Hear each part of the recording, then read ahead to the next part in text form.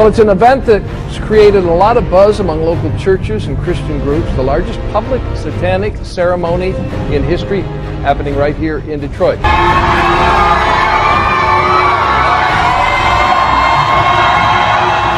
It only took a moment and it was over, but in that moment, much changed.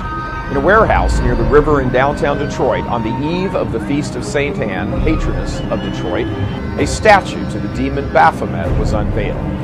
The event was sponsored by the Satanic Temple and was described as the largest public satanic ceremony in history.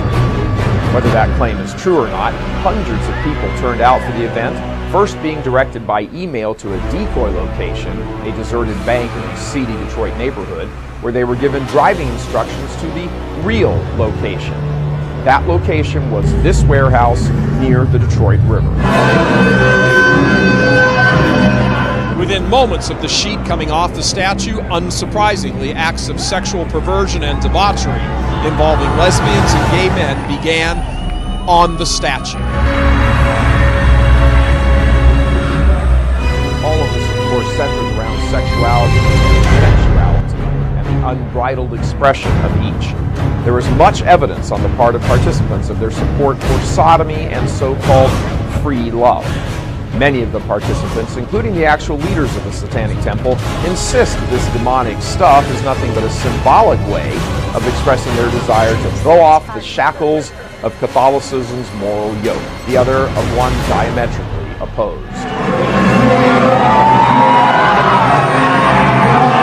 At least 100 people eagerly waiting for what's been kept well under wraps. It said dress like an animal or wear horns and tails. Some drove in from as far as upstate New York to see the Satanic Temple unveil a 9-foot-tall bronze statue of a goat-headed Satan. It just seemed like it would be a historic event. The guests came dressed to impress.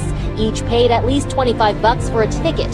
Security inside was tight. No cameras or media allowed in. No cell phones and photographs allowed. The secretive nature of the event didn't prevent a few protesters from attending. Based on religious freedom. And tonight in what the temple is doing, this is a celebration of true religious freedom.